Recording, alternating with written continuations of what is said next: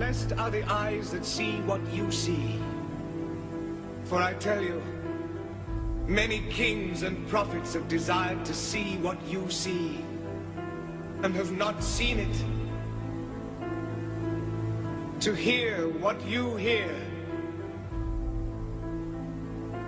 and have not heard it. I thank you, Father, for hiding these things from the learned and the wise, and revealing them to the innocent and the simple.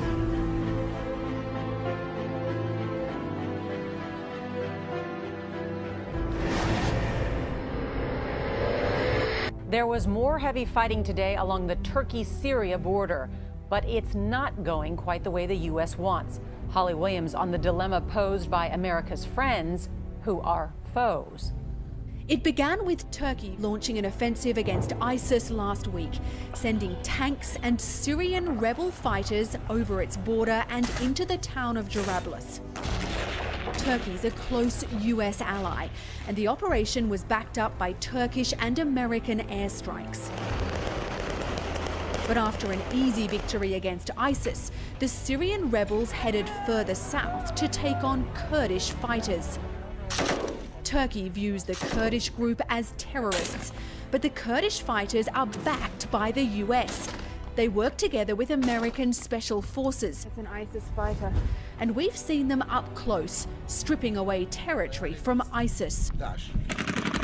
So now two US-backed groups, who are both supposed to be fighting Islamic extremists, are instead clashing with each other. This video appears to show members of the Kurdish group captured and humiliated by rebel fighters. America's special envoy for the fight against ISIS, Brett McGurk, tweeted today that the clashes are unacceptable, calling on all sides to stand down. Now to tensions rising in the Persian Gulf after a close encounter at sea, a U.S. Navy patrol boat firing 3 warning shots at an Iranian vessel. This is the most aggressive behavior by the Iranians in recent memory. The U.S. had 2 coastal patrol boats in the Persian Gulf approached by 3 Iranian vessels that were crisscrossing the bow of the U.S. boats at high speed. I know from having been on U.S. ships in the Gulf that there are escalating warnings that are given, radio calls, loudspeakers, horns, flares.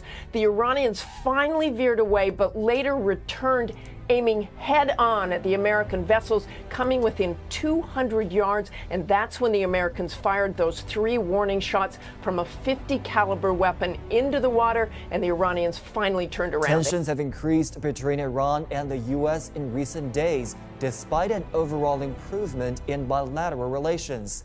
Serious differences still remain over a number of issues, including Iran's ballistic missile program, the Syrian conflict, and anti-terrorism efforts in Iraq. Russia has deployed troops and Marines to the Crimean Peninsula amid an ongoing large-scale snap drill. The Russian armed forces have started a week-long military drill involving 3 of the country's 4 military districts. The drills aimed at checking their ability to beef up forces and defend Russia's interests amid growing security threats. Tensions between Russia and Ukraine have been escalating since early August, when the Russian Federal Security Bureau said it had thwarted a series of terrorist attacks in Crimea. They said the attacks were masterminded by Ukrainian military intelligence. Kiev denied the accusation.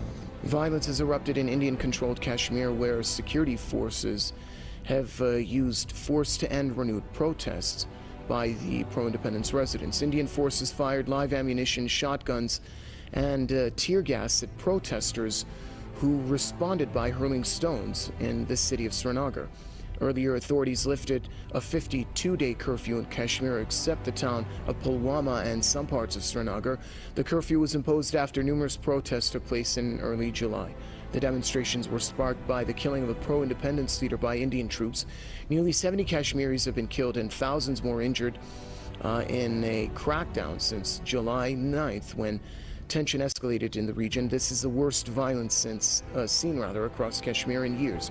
Most Kashmiris want an end to the Indian rule and favor independence or a merger with Pakistan. We start this update in Yemen, where Islamic State has claimed responsibility for a suicide bombing at a local militia compound in the southern city of Aden. Yemeni officials say at least 65 people have been killed and dozens more wounded. A security official says the attacker drove a car into a gathering of new recruits. Security in Yemen has deteriorated since March 2015. That's when war broke out between the Shiite Houthi group, supported by former President Ali Abdullah Saleh, and the government backed by a Saudi-led Arab coalition. Extremists also have taken advantage of the chaos in Yemen to make gains in the south and the southeast. Iran has deployed a Russian missile defense system at its underground Fordo nuclear facility. State TV trucks showed the trucks arriving at the location with missile launchers being aimed toward the sky. But Iran didn't say if the S-300 system is fully operational. Russia began delivering the system to Iran earlier this year under a contract signed in 2007. The delivery had been held up by international sanctions over Iran's nuclear program. Those sanctions have now been lifted. Critics say it's more proof that Iran plans to build nuclear weapons, even though Iran denies it. South Korea says it is considering deploying nuclear submarines along its coastal borders. South Korean Defense Minister Han Min-soo says the military has not made a final decision on the deployment yet. Last Wednesday, Pyongyang test-fired a ballistic missile from a submarine.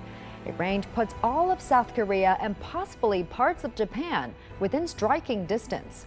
President Park Geun-hye has ordered her senior secretaries to prepare realistic countermeasures and maintain a punitive stance against the DPRK's nuclear weapons. The UN humanitarian coordinator says the death toll from Saudi Arabia's 18-month-long war on Yemen stands at about 10,000. Jamie McGoldrick was speaking at a news conference in the Yemeni capital, Sana'a. He said the new figure is based on official information provided by medical facilities in Yemen. McGoldrick stressed that the toll might be even higher since some areas had no medical facilities and relatives there often buried their loved ones directly. The majority of the casualties are civilians. The report comes as Saudi Arabia continues its airstrikes on Yemen. 3 civilians lost their lives on Tuesday in a Saudi air raid on the Razed district of Sauda province. Riyadh launched attacks on Yemen in March 2015 aiming to bring back the country's former president to power. The 10,000th Syrian refugee is about to land in the U.S. today. The Obama administration set a goal to welcome 10,000 refugees in America just 1 year ago. It's still a very small percentage of the total number of refugees fleeing the ongoing civil war in Syria, though. The FBI is warning state officials to boost their election security in light of evidence that hackers targeted data systems in Arizona and Illinois. In a confidential flash alert, first reported by Yahoo News, the FBI's cyber division said it had advised states to scan their systems for specific signs of hacking. Officials described the hacker threat as credible and significant, an 8 on a scale of 1 to 10. In Illinois, in July, hackers breached the State Board of Elections. The Washington Post reporting they put up to 200,000 personal voter records at risk, including voters' names, addresses, birth dates, and other personal information. In Arizona, hackers forced the state to shut down its voter registration system for nearly a week.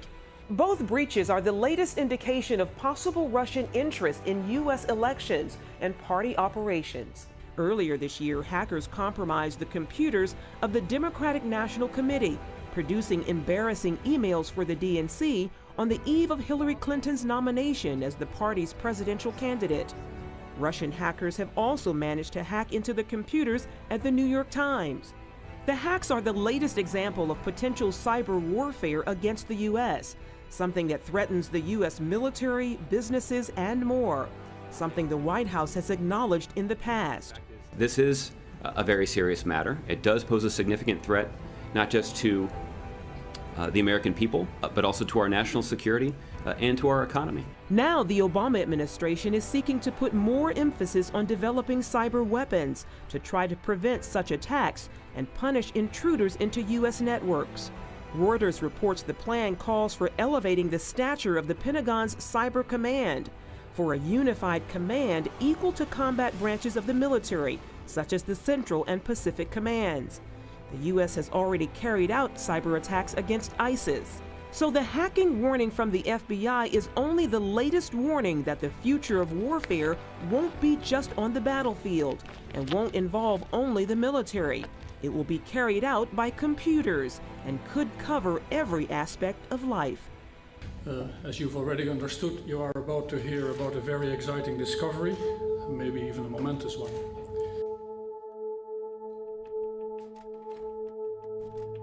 A second Earth-like planet, just a mere 4.243 light-years away, has been discovered. A distance that would take the average human using current propulsion technology hurtling through space at 20,000 miles per hour, give or take 100,000 years to travel to, has quite possibly been discovered right in our own backyard in the habitable zone of a neighboring system known as Proxima Centauri. Dubbed Kepler 452b, the Earth-like planet is roughly 60% larger than Earth. The temperature that you would have on the surface of this planet if there is no atmosphere is actually minus 40 degrees, which is not spectacular.